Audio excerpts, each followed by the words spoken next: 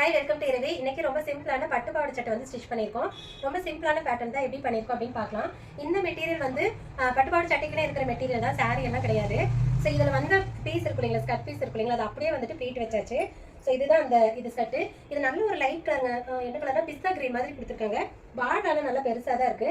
So இதோட blouse பார்த்தீங்க அப்படின்னா இதுதான் கொடுத்துருந்தாங்க. அது போக பார்டர்லாம் இருந்துச்சு, பட் இதுதான் கொடுத்துருந்தாங்க. இது ரொம்ப எடுப்பா தெரியல, ரொம்ப வைல்டா இருக்குது அப்படிங்கிறதுனால நாங்கள் தனியாக அந்த பார்டர் கலர்ல பீஸ் எடுத்துக்கிட்டோம். ஸோ இதில் பார்த்தீங்கன்னா ரொம்ப சிம்பிளாக தான் இது பண்ணியிருக்கு. இந்த பார்டர் இருந்துச்சு இல்லைங்களா, பெரிய பார்டர் தானே, ஸோ அதை யூஸ் பண்ணி தான் பண்ணியிருக்கு. இந்த இடத்துல ஷோல்டரில் இந்த மாதிரி வந்து பேட்டர்ன் கொடுத்துருக்கோம்.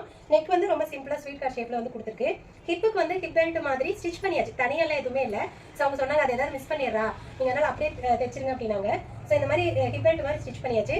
கீழே வந்து ப்ளீட்ஸ் கொடுத்துருக்கு. ஆக்சுவலி அதை ஸ்டிச் பண்ணி கிட்டத்தட்ட 15 to 1 month இருக்கும்னு நினைக்கிறேன். 15 days கூட இருக்கு, ஞாபகம் ரொம்ப நாள் ஆயிடுச்சு.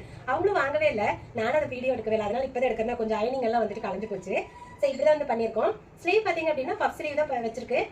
இந்த பிளவுஸ் பீஸ் இருக்கு இல்லைங்களா, அதிலே பஃப் கொடுத்துட்டு அதில் வந்து பார்டர் யூஸ் பண்ணி கீழே வந்துட்டு பார்டர் வச்சுக்கோம். ரொம்ப அழகா இருக்குங்க. இது பாருங்க, இப்படி பார்க்குறப்போ இதோட கலருக்கு இது வந்து நல்லா பிரைட்டா இருக்கா, போட்டாலும் ரொம்ப அழகா இருக்கும். பட் இதுவே வந்துட்டு இந்த பீஸ் பாருங்க, எப்படி போட்டோம் அப்படின்னா இது வந்து எதுவுமே எடுப்பா இருக்கு. ஸோ எப்பவுமே நீங்க வந்து ஹாஃப் சாரியோ இல்லை ஹாஃப் சாரியோ பட்டு பாவாடை சட்டையோ எது ஸ்டிச் பண்ணாலுமே ஸ்கர்ட் வந்து லைட்டா இருக்கு அப்படின்னா பிளவுஸ் வந்து நல்லா பிரைட்டா, ஹாஃப் சாரி வந்து பிரைட்டா போடுங்க.